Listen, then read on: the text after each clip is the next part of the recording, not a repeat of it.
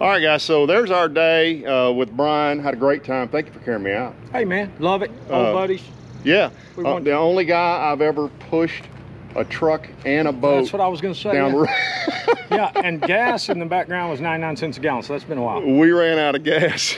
We'd been on Richmond Chamber. It's a long story, but we pushed a truck and a boat. We jumped out while it was still rolling and high-fived in a parking lot because we got to the bank, to the deal. But so you guys, Brian's a guy down here on Rayburn, but what a lot of people don't know about Brian is also, now a lot of guys say I design lures. You've designed a lot of stuff. Well, I've been doing it a very long time, and it fit right in with my educational background. I was working for Stanley Jigsaw. I was in college studying engineering, so I was kind of applying all that to. And you went to that junior college over in Bryan College Station, that's right? Correct. Yeah, that's a JUCO over there.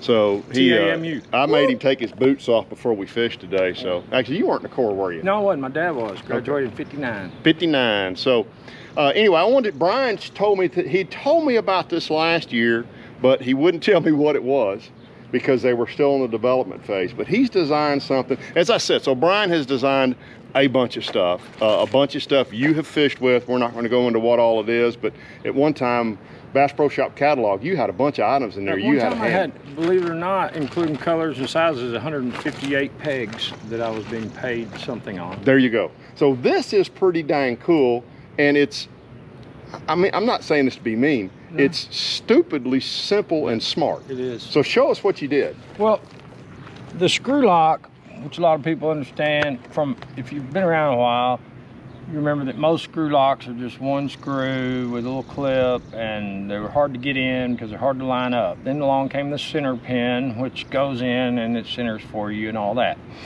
And that's an owner product, so you won't see that on any other products except theirs.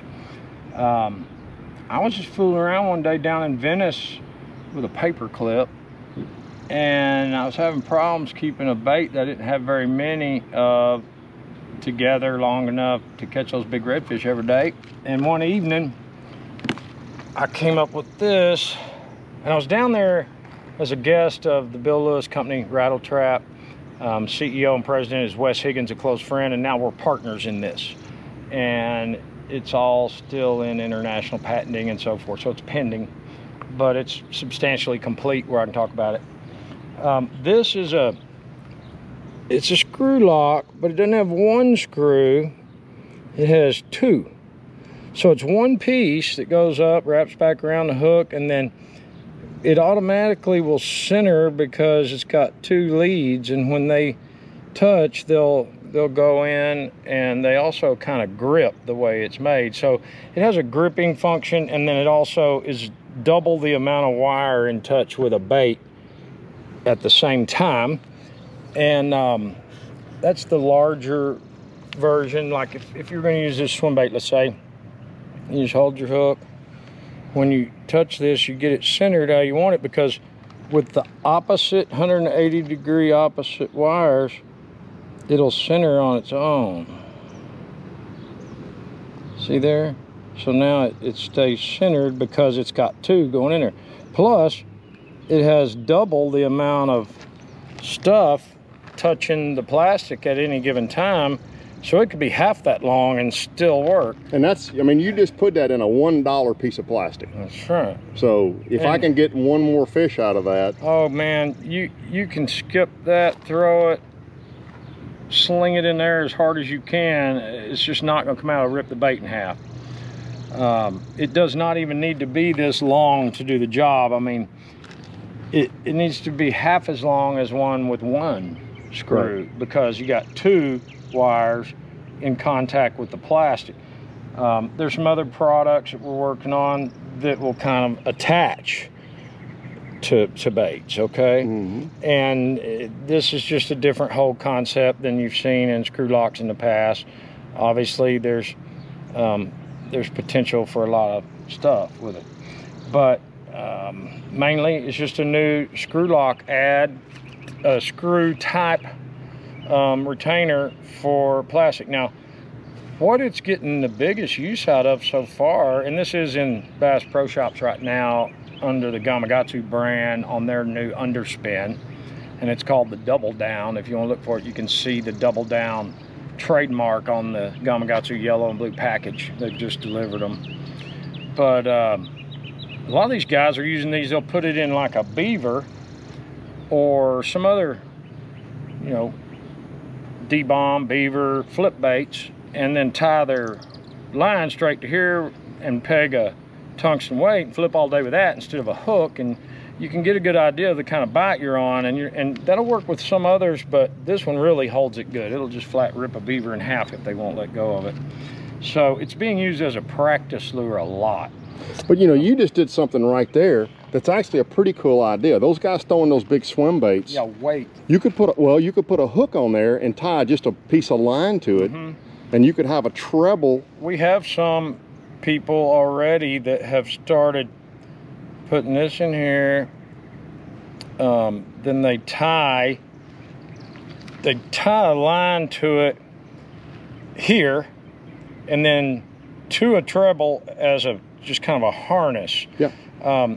It worries me a little bit the way they do it, but they usually tie below it with another piece of like put a Palomar on there so it won't come past there. Well, I mean, even you could run a treble up on that. Oh yeah. And you could have a free flipping treble on your big swim bait. That's a cool idea. And, you know, molding in lead right here so you can have various belly weights and things like that. Brian, when can we buy those separately, not in the Gamakatsu hook?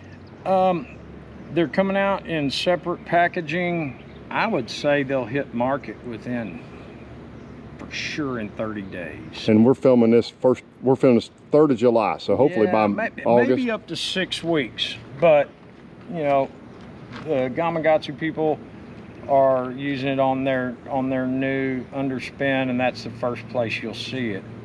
I think there'll be some available. So Brian, when those come out individually, what will the brand be? It looks like it's going to be the Double Down trademark and Gamakatsu packaging. Okay. Outstanding, man. That is very, very cool. I like that a lot. You know what? You were talking about something when we were on the water today. I mean, you're a guide, but just like the rest of us, you buy soft plastic baits. Correct. And we were talking about that stuff to fix a beaver. Yes, mend it. And you said you've got a way to do it that seems to work better on the beaver. Can you show us what you're doing? I don't have a way to show you right this second, but basically you take a single edge razor. Actually, we've got a beaver right here. Take a used bait. So we were chuckling off camera. So mend it is basically, is it a glue or is it some kind of a? It's a rubberized glue with a solvent in it, and the solvent dries and leaves the rubberized glue. So what's funny is, where can you find that? Nowhere. No. And it makes perfect sense, right? If I can get $7 for a bag of beavers, why would I want to sell something for $7 that you could fix 50 beavers with? But we got to pay for those beavers just like you guys do. Everybody knows about mending. Everybody, well, you say that, everybody doesn't. But so here's what Brian's doing, because it's a mess to fix. And by the way, this will work on those hollow bodies as well, because those are so damn expensive. So show what you do. I use them on these, and I use them on hollow bodies, and I don't hesitate to use one twice when I fixed it. You know, when you get through using a beaver, it's usually going to be ripped out right here, like that. Yep. And then it's going to have some kind of wound like this, and that's pretty bad. If you use a beaver or a bait like it, you know that if it's ripped out this bad, you know, if you hook it up here, it's going to twist and not fall right. You know, it's just done. It's used, you know, and sometimes that's one fish. Sometimes it's more with this bait. I've gotten several off these baits, and I've seen people go to different hook styles and all kinds of stuff to use them twice, but this works great.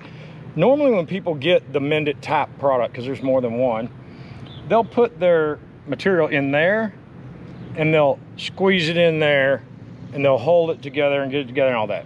That will work. But once you go to rehook this, it doesn't seem to work as well as this. Is what I'm going to show you. What you do is get this on in a more controlled environment with a straight edge razor and cut it the full body of whatever it is that you're trying to repair. Okay? Then you put the material of the Mend-It on this whole thing, and then you put it back together like this and hold it at the bottom and the top for about 3 seconds and get it all back together just like it was and hold it like that. Well, when you get done, it fixes any and all the areas that you've hurt. It will literally hook up again just like it did when you took it out of the bag. After you've done 1, 2, or 3 times, you get discoloration or something, you know, it's not always perfect, but the best way to use that stuff is to cut the bait that you're gonna do it with in some symmetrical fashion, right through all the damage, cut it all the way through all the damage. It'd probably help if you stopped at the back of here so that it'll hold it together when you get started, but then put the whole bait. Show me that again. I'm not sure I got that on It would camera. probably help if you didn't cut it past Right. the place. Where your hook Yeah, so it's is, still yeah. together kind of to help you line it up and put it back together. I tend to have a very controlled environment and do a bunch of them at once and put it back together just like it was. And when you're done, after about 3 seconds, that bait's ready to be hooked again, and it'll be just like hooking it the first time. You won't even be able to tell except you know it. It'll work on any plastic, but I generally use it on this plastic, swim baits, plastic like skinny dippers and stuff like that. It can be used in the boat in 2 seconds so that you don't run out. I'm like you though. I just throw them in the floor, and then when I get home, I mend them back together and going down the road. Yep. You know, I get a bag going. And I will, by the way, I will actually keep them separate. On tournament day, I'm going to use a brand new bait because I don't want to hang up. I don't want to waste my day. But on practice, I'll absolutely do that. And if you're screw locking them, you absolutely would want to do it that way. This is practice stuff and personal fishing. It does not bother me at all. You will not see that in a guide day. It's all new lures then. All new lures in tournament fishing. But, you know, I wouldn't care if I was guiding with you. And as long as it worked, you could mend them all you want to. I'm just telling you, I don't do that. It's just not, you know, I use premium line and tungsten. All right, so I just thought that was cool as we talked about, and I was really interested to see that spring lock because he had told me about it a year ago. And as my old buddy Ed Clovis used to say, I'm not cheap, I'm poor. So there you go. That's my buddy Brian Branum. And thanks for tuning in. We got more stuff coming later this week. And I hope you guys enjoyed that. See you soon.